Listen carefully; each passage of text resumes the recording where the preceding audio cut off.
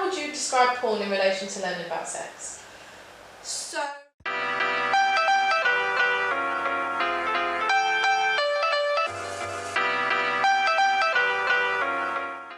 I think the problem occurs when we fail to educate young people either at all or very well to a very high standard, and then they see lots of porn and they're kind of getting their sex ed from porn, and that is not what porn makers aim to do. They never said that they did. It needs to be talked about.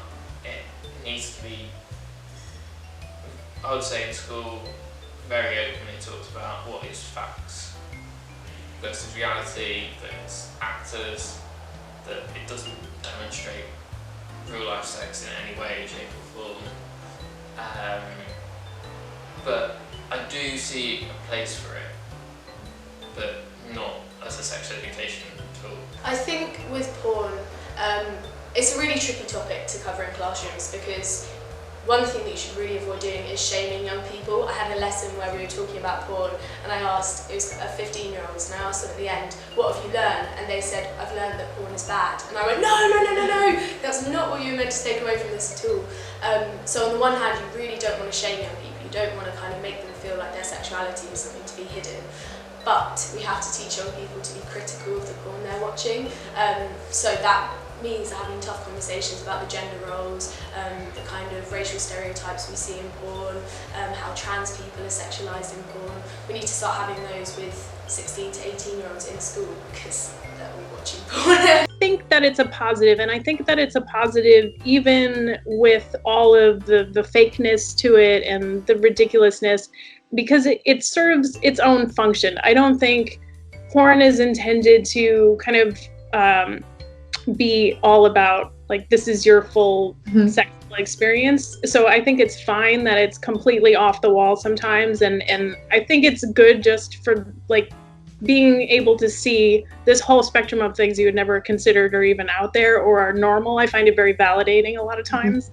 I personally think that's really dangerous, just because lots of the things that you see in porn are not reality, and if you're not getting an education alongside that with porn, then how are you going to know what's real and what's not? Again, it's about getting people to think about what narratives we're given. And so, for example, in porn you never see condoms, and it's like, why don't we see condoms? Because they're not pleasurable for, one of the reasons might be because men don't find them pleasurable, and it's all about kind of male fantasy. So kind of doing it that way, rather than getting them to actually critically engage and what the bodies we're seeing in porn, and all that kind of stuff. You would suggest kind of using it as an education tool, but also to criticise it and evaluate what's missing from it. And have a conversation around it. Because they're all it exists and people are watching it, and it's not going to be any help to anyone to be like, don't watch porn, because it's not going to happen.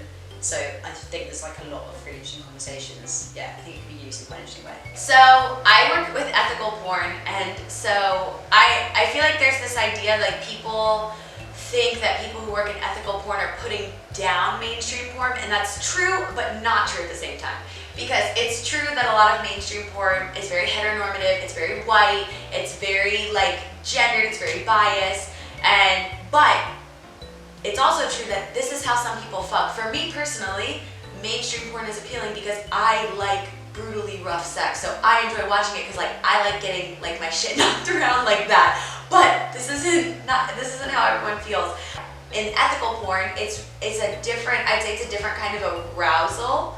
It's a slower, and I'd say it kind of my relationship with ethical porn, or my experience with ethical porn, both working in it and seeing it, is that it's when you get to know someone, and there's little things that you're I didn't think I liked that, and I didn't think that was sexy, but it is, and I'm feeling this way. Whereas with mainstream porn, I'm just watching it to get off. I'm I want to see a gangbang, and I want to see it now, and that's it. That's what I came here for, and I'm coming in there, I'm skipping the first 15 minutes, and I'm getting out. I think it can be good and bad, because it is a very accessible way for young people to kind of see what sex looks like, but at the same time, it is a very glorified and patriarchal view of sex. So I don't think it's all that healthy. I think the reality today is that, like, obviously there is some sex education in schools, but it's pretty loose. Like, until recently there's not been much consistency, and a lot of it depends upon, like, the teacher and how progressive they are and what their views are. So in the absence of the kind of sex education, like, we have to be realistic. Like, most people learn about sex from porn, and people have smartphones from the age of like 9, 10.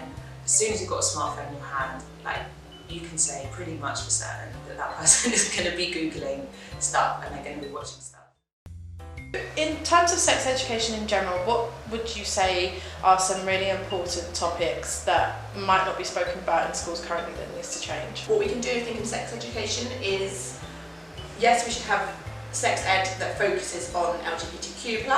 I think that's really, really important, but also all sex ed should change the way, maybe the language it uses or the examples it uses. Like, so this isn't like an LGBTQ class, but we're going to be talking about people with vulvas rather than women, or we're going to be talking about different family structures, so rather than mum and dad, parents or guardians, anything like that, not assuming people's genders, not assuming people's sexualities, and just that, the shift in language, because then all relationships are the same. We're talking about people who are having relationships, whether they're sexual or romantic, and what does it matter?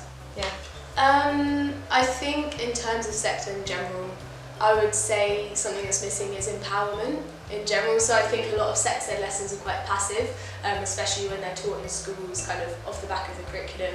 They're not really saying to young people, take charge of yourself in terms of consent, healthy relationships. They're not targeting maybe LGBT plus students and saying you are who you are and empowering them to be themselves. There are still definitely areas of the world and different countries that handle it in a much different way. Of course. I mean, I think the biggest problem that I see, or the biggest lack in sex education here, at least in the States, is the issue of consent. Yeah. You know, the whole pro-life and, using birth control, like, it's kind of its own issue and seems like it will forever remain a unique situation depending on the politics of the region. But consent seems something that's so universal and yet is taught so infrequently. I think any teacher can be a sex ed teacher if they have the right training and kind of empowerment to do so. I found the new curriculum really frustrating because they've kind of said, oh, it's the most radical inclusive curriculum, and then they just have this section called LGBT, like that makes sense on its own. LGBT what? Yeah. You have to follow it by community, students, teachers. LGBT is not a thing by itself, it's people. And by kind of just using an acronym, you're completely dehumanising the people that you're teaching. And like just the shift in awareness, so like I think our whole culture could be way more comfortable with talking about sex and relationships, and that has such an impact on young people if you see it represented in your culture, people are having honest conversations. It's like and also not just talking about sex, talking about penis and vagina, Yeah. like actually talking about everything else. I think something that's missing hugely is porn. I read through the new curriculum, which was kind of hailed as this really new, inclusive, exciting curriculum, and my heart sank because porn is mentioned kind of once or twice, and once in brackets, and I just thought, right, so this is a 21st century curriculum that mentions porn once. Cool, okay, note taken. So in terms of that, I'd say that kind of the online world is really missing in sex ed, and I think that's something that we really need to work on.